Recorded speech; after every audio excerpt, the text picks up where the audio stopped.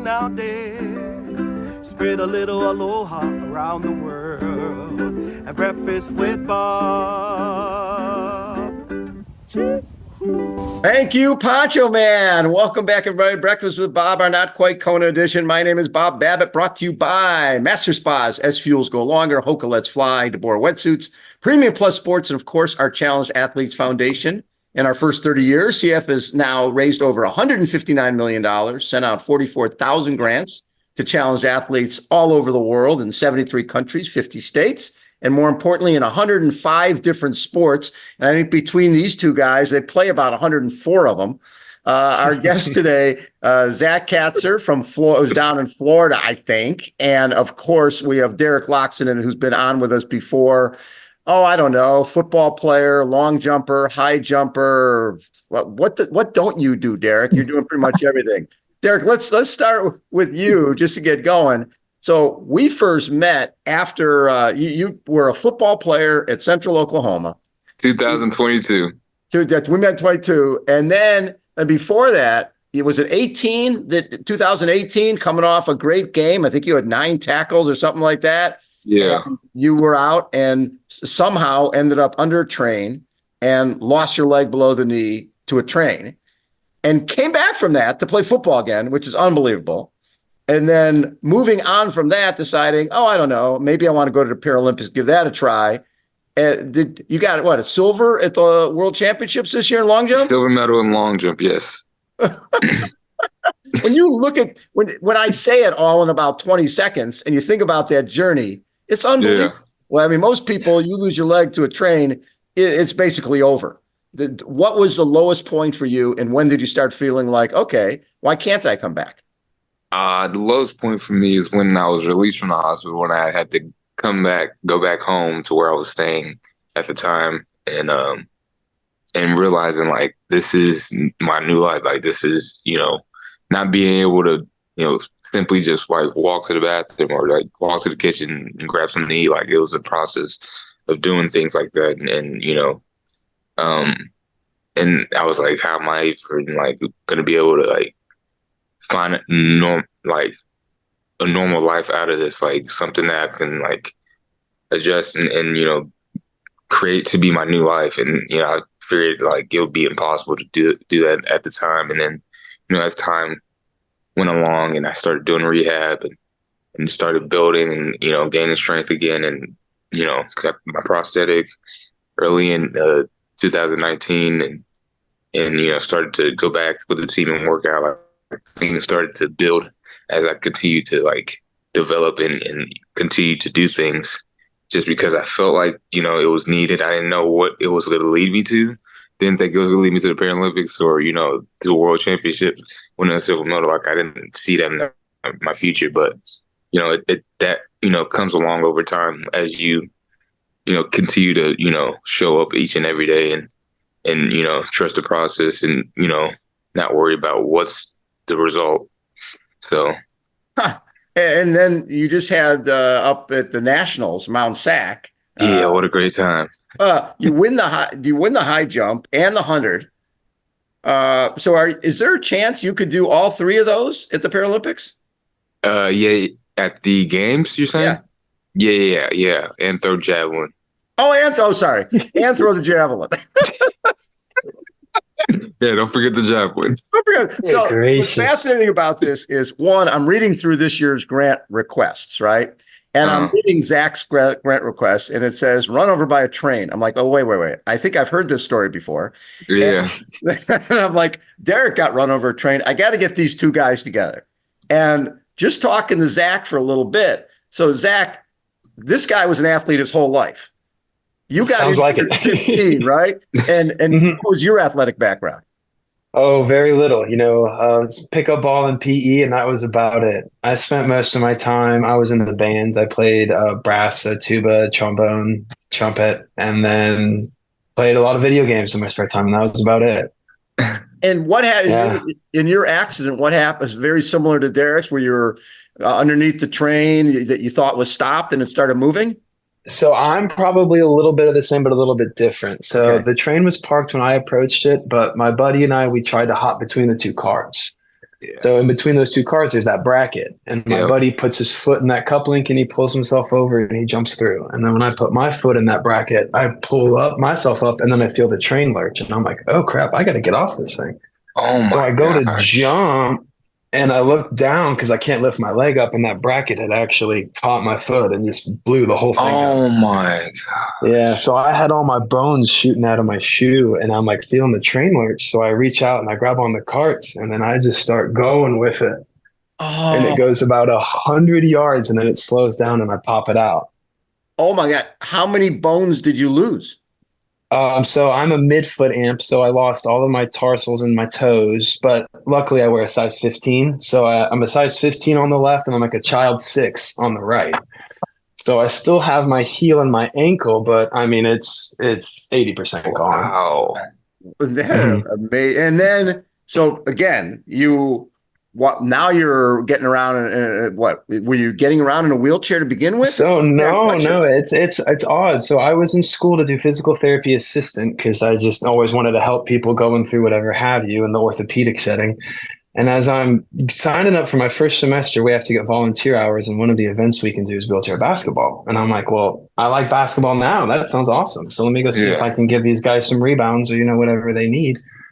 And about halfway through, I got my tucked in polo, my khakis, and my school clothes, but my pant leg slides up, and one of the guys says, "Hey man, what's up with that ankle? Like, is that a brace?" And I was like, "Actually, no, I'm missing some toes. No big deal. It's pretty minor." And he's like, "Well, you qualify to play with us in a chair." And I was kind of confused because I'm like, I'm not a daily chair user. He goes, "Well, you don't have to be. You have a permanent disability, so we can classify you based on your function, and you can start playing with us." And that was 2018 now. So now I'm in my 5th season playing and my 2nd season coaching. Wow.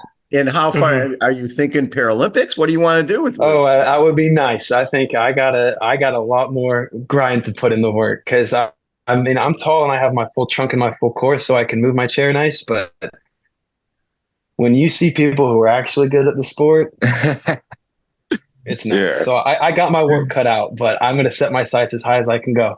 3 That's practices great. a week. Let's see where I can go. Oh man. And one of the It's a lot of reasons fun. one of the reasons you got into this, you had gained a lot of weight, right? Yeah, so I probably gained about 60 pounds after my accident, not being able to walk for 8 or 9 months. And then I was like, well, I can't run, I can't walk. They had slapped a prosthetic on me and I was limping pretty good, but I'm like, I'm still tall. I can still go get a rebound. So that's how it started. And I was just the goofiest little guy on the court, but time and time, and I eventually started to dribble and things just kind of kept going. So now I'm half decent, but I got some work to keep working on. Well, and obviously a big part of all this is when you're playing and you're just using other people's chairs, you're using the team's chairs. It's like if you wear a size 11 shoe and they've got a size 8, you don't fit that well. So the key is you got to have your own chair. You got to have something designed for you.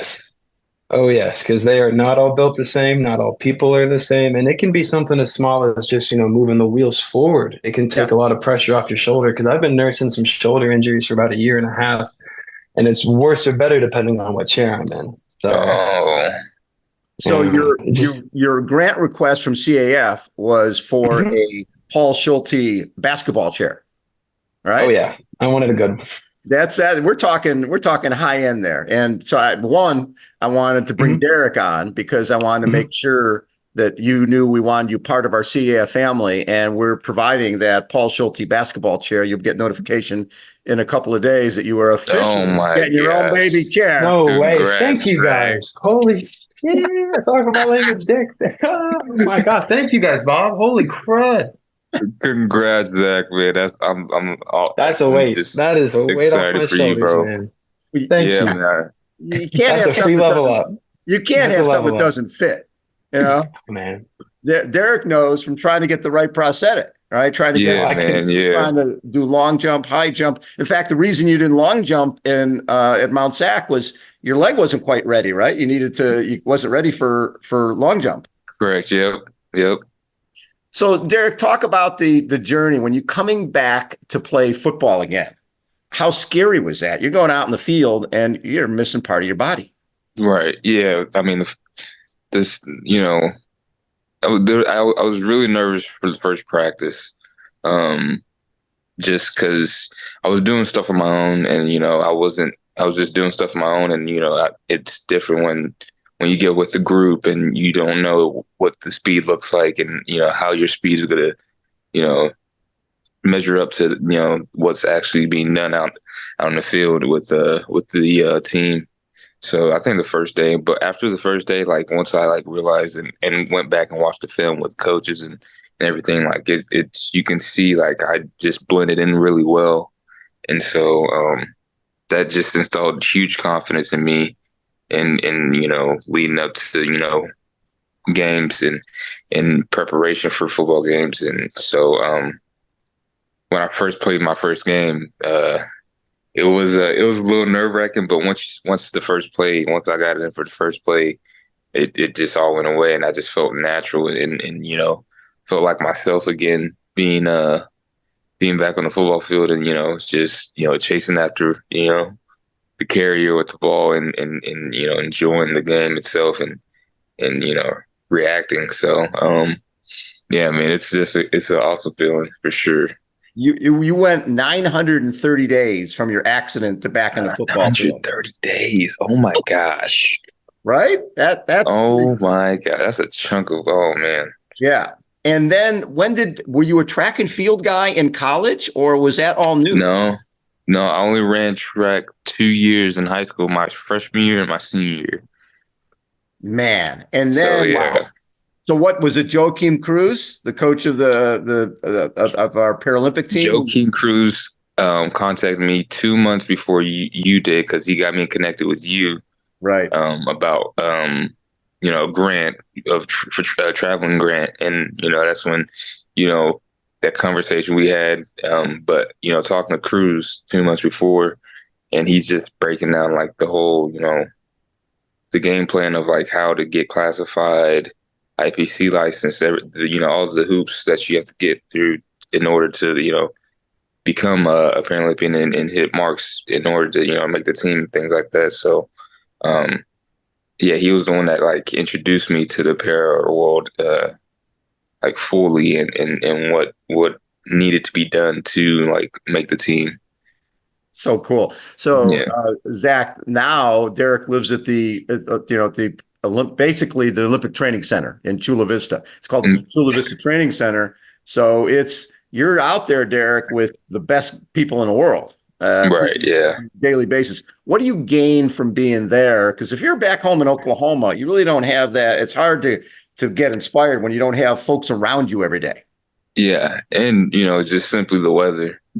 I mean, Yes. 90% of the time you're going to get, a great sunshine and, beautiful, beautiful skies. So, and mountain views, there's a lot of benefits of just living out here, training, because, I have access to weight room and the track anytime, meals are provided, housing. So it's definitely an upside to being out here and training for the games. It's interesting because I'm guessing when you were going to finish up at Central Oklahoma, I don't know if you were thinking of going pro or if that was even a thought. But now you're a professional athlete, right? You're a professional athlete. You're on Team Oser, and you're hopefully going to the Paralympic Games in Paris. Right. Is your sporting life, is it now longer than you thought it was going to be?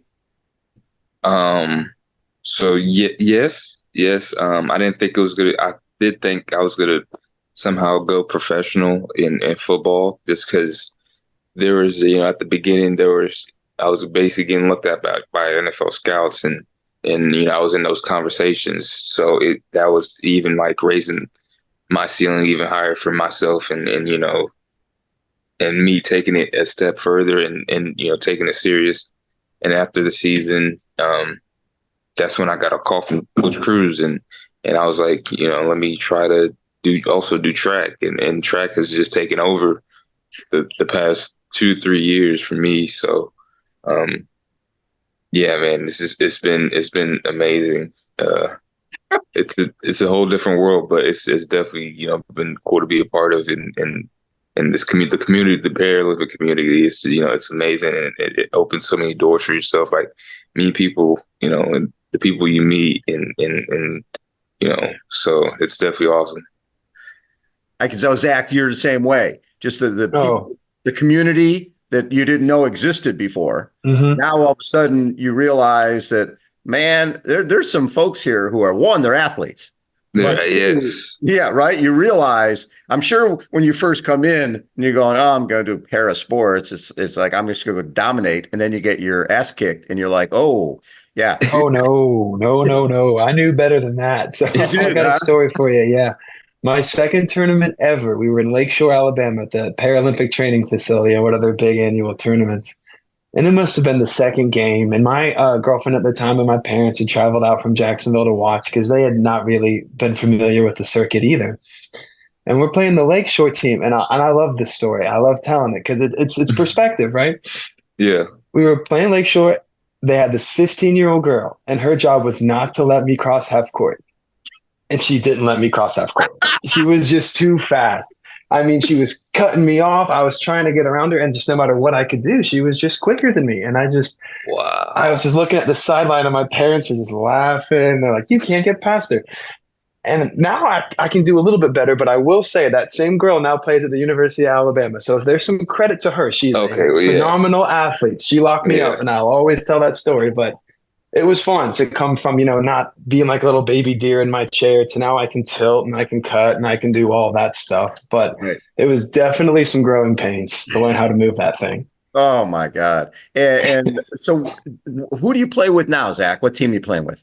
I am affiliated with Brooks Rehabilitation here in Jacksonville. They're a hospital, and they help provide us all of our chairs. So I play for the Ballers for the adult team, and then I help them out and I help coach both of their little juniors teams. So I'm the assistant coach of the older kids, and I'm the head coach of the tiny kids.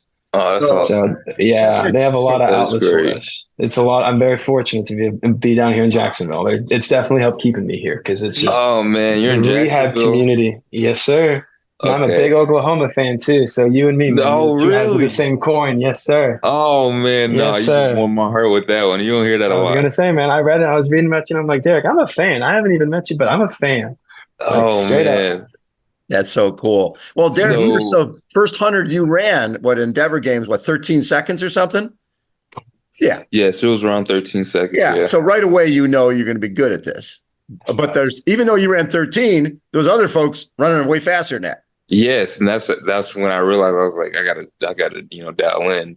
But I was also in the midst of me getting back into football as well. So right. I was like, I just knew like I was just gonna take everything like serious from here on out. Like whether it's track or football, like I have to give it my all, and it has to be, wall to wall, like either football or track. Like there's nothing else, and no other distractions. Like that was just, and I found peace out of that too. Like it was just like also good mentally because there's not a lot else that I was too concerned about. Like it was just, grinding every day, trying to become better and, what I become the person I visualize. So, yeah, man, I'm excited for Zach getting this chair though. And hopefully I know that we're having trials. No, that's awesome, bro. Like, now hearing about your story and what you're trying to do, that's great, man. And I hope I honestly get an opportunity to meet you because we have trials. Dude, right back at you, Florida. Man. We have trials in Florida. Yeah, sometime in July. I don't know. They've just July in Florida. Who's thought of that? Yeah. Right. My God. Why don't yeah, that's nice. Why don't you just go right under the equator in August and midday? That makes perfect sense. Zach, with how much training do you need to do in terms of wheelchair basketball? Because it depends on how good you want to be. Yeah, right. It could be a full-time I usually joke wheelchair basketball is 75% wheelchair, 25% basketball. So it's all about positioning, right? So I'm tall and I sit tall in my chair, but like I told you that story in Lakeshore, if I can't get down there, I'm useless. Right. So chair skills is becoming the most important thing, but we keep a lot of the same rules as stand-up basketball. So it's still a 10-foot hoop, 3-point line's the same, free throw lines are the same. You get 2 dribbles per push. They do call traveling, so it's a lot of just hand-eye coordination and just trusting where you are and where your wheels are. Because you have to read the defense and dribble and move around and find your teammates. So Yeah, you that's can't a look at the lot. ball. No. Yeah, so it's there's layers to it, and that's why when you can see, on that bell curve, that 1% of like the best of the best, like it's phenomenal. I'm addicted to it. The community is amazing. Everyone's so kind, and just kind of getting to pick up tips and tricks, even if you're still in year 5. It keeps you hungry. It keeps you wanting more. Yeah. Derek, when you were at Worlds, did you surprise yourself with the silver? Yes. Yes, I'd say so. Yeah. I It was knew I was gonna be able to position myself to get in the medal rankings. But also I think me out of the 3 American jumpers, I think we can all 3 collectively agree it wasn't our best day of jumping, but it was it's it, I had a one special jump, and that was what I think that's it's kind of like the thing, it's one thing special is kind of all you need to go your way. So that's what I got out of Worlds, and I walked away with the silver medal, and just the environment overall was just it was in Paris, right? being in Paris. Yeah, that's the award itself. So Oh, yeah. And if the crowds were crazy for the Worlds, imagine what it's going to be for the Paralympics. My first game's gonna be, I think that's gonna be also nerve-wracking too. But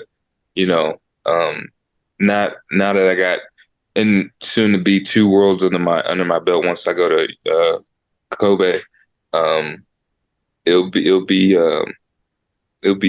I still think crowds at the games are just I just hear the stories behind everything from the games, and it's just I just have to experience it for myself, and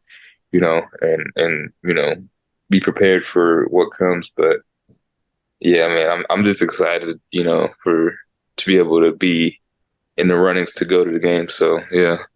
So when you think about it, 6 years ago or so, when you lose your leg and you're thinking, okay, in 6 years, I'll be going to Paris and I'll be on the podium.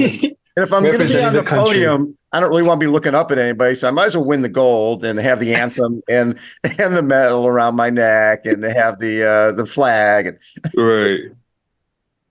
Yeah. I mean, said that to you, you would have been like, yeah, no. Exactly. No, I was not I was told about the Paralympics when I was in the hospital, and even a little bit after, and it was yeah, I wanted, there was spurts where I was because I would be on the track with one of the coaches, and be running, and I'm yeah, I think I want to do this, and then just that love for football came back, and that's what led me back into football. But no, I don't. 6 years ago, I would be yeah. Yeah, right. I've never run track, so why am I going to do the Paralympics? Just like Zach, I never played basketball. Who the hell knows I'm going to be? This little girl kept me from going past half court. Now I got my own chair, and I'm going to go kick some butt and take names. It's you don't know where the journey is going to lead. Yeah, exactly. You don't know where the journey is going to lead. Zach, when did you get introduced to CAF? I got introduced to CAF my first year. One of the things with Brooks is they do try to advocate us to look around us and find these resources, because as you can imagine, I'm sure Derek can actually really attest, it gets pretty expensive to travel across, even within just our own country, to go to some of these meets. And now I'm sure, Derek, you probably got 4 or 5, maybe 3 or 4 different legs, depending on what activity you're doing, which adds a whole nother dilemma. But Brooks encourages us to apply every year. So this was my first year of getting, my head on my shoulders and getting it all in and done. But I've seen you guys do a lot of amazing good for a lot of chairs. I think probably 40 to 60% of the chairs in Brooks' program have the CAF badge on the back. Oh, wow. You guys are helping keeping us in business, keeping us rolling, keeping us making the community better. So we really appreciate it. What I'm excited about is Derek's not just part of Team USA. Now he's part of Team Oser. That's a good group to be part of. Yeah, we had. Yeah, man. Again, I remember, you're going to be in prosthetic clinics, man. Your picture is going to be on everywhere. The wall, man. That's crazy. I know. That is crazy.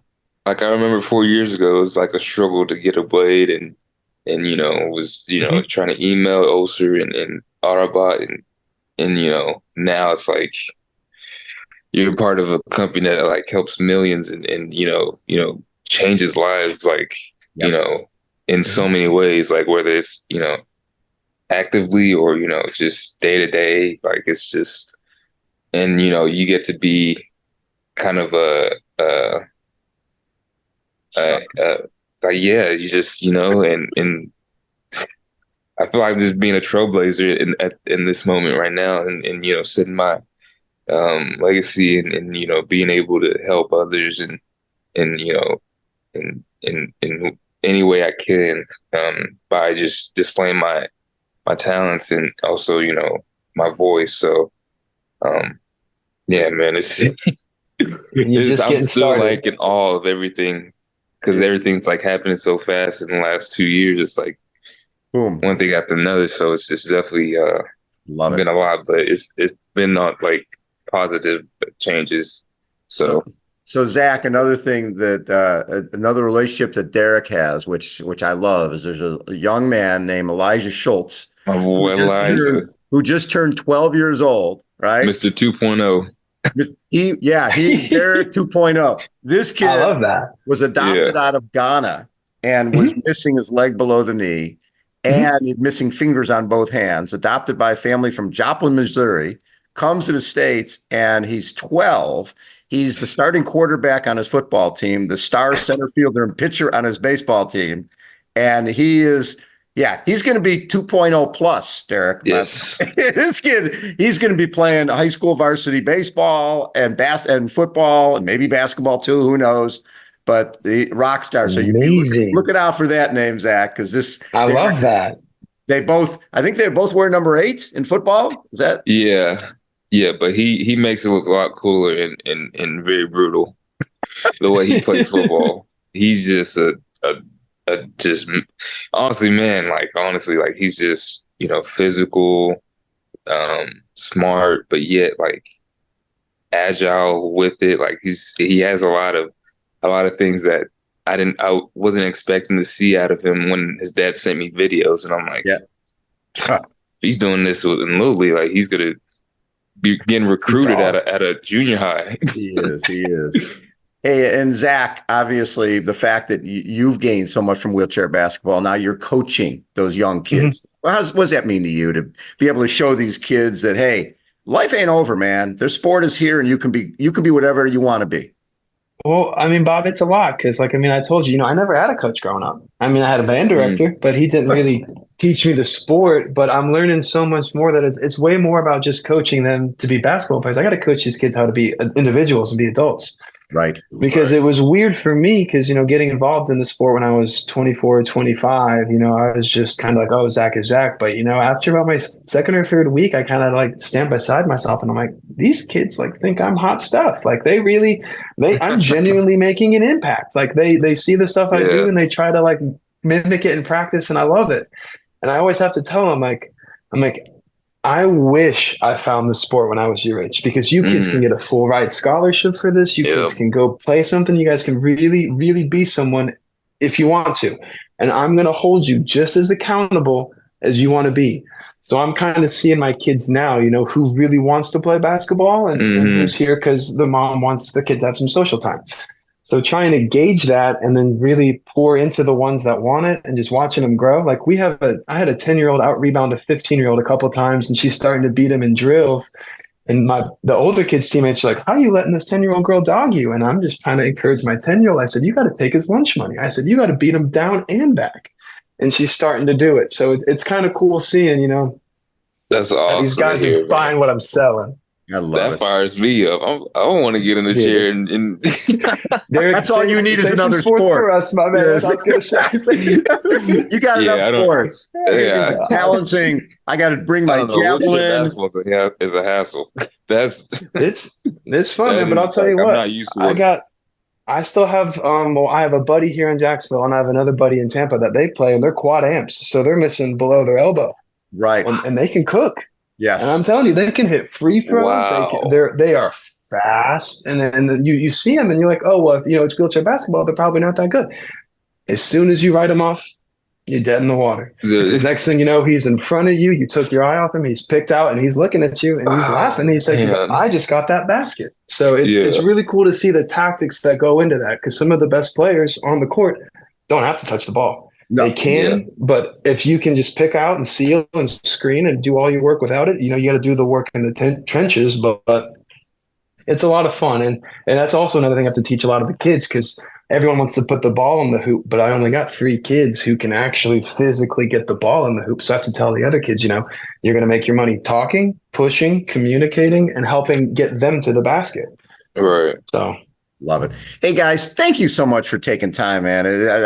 I wanted reading through Zak's grant. I'm like, I got to introduce this guy to Derek. I mean, thank you, Bob. I'm a fan of Derek, so appreciate you getting me on here, man. You guys, I appreciate this. When you come home with the gold, you can't be big timing Zak and I, right? You can't be like, oh, come on, Zach, who? Because that's when we get Derek in the chair. I got the silver medal. Did I change, Bob? You did not change at all, except you wore it all the time. Okay, so it's like you never wore a shirt, just wore this. Of course, if I had it, I'd wear it forever. I would just have that. J.R. Smith every day. Permanent tan line shirt. And you know what you want to do, Derek, when you win the gold is when you go through security at the airport, leave it on. And oh, that must be my gold medal that rang. Sorry, really heavy. It's hard to take off. Hopefully they'll give me a first class seat out of that. Exactly. So Zak, again, congratulations, 2024. Yes, congrats, Zak. I can't believe it, man. Thank you so much. You are so welcome. It's wonderful to have both you part of the CAF family. Appreciate you guys taking time, and I think we'll probably be doing this again. Yes, I would love to. I'd love to be here, man. Derek, do me a favor. When you're coming down to Florida, man, give me a shout. I'll give you my email, whatever it needs. I'd love to make the travel out and come meet you, man. Absolutely, yeah. For sure, Bob. Could you send me I'll number? Connect you guys. If I haven't already, we'll connect you. Perfect. I'm originally from Florida, so that's like. Derek, I'm getting a friend out of this interview too. Oh man, this is getting better and better. I got a chair and a friend. Yes, sir. Again, this has been Breakfast with Bob, our Not Quite Kona edition. Thanks everybody for tuning in. And after Derek gets the gold in the Paralympics, we'll be doing this again. Mm-hmm. Part 2. Part 2, baby. Thanks everybody for tuning in. I'm looking forward to it. Thanks, guys.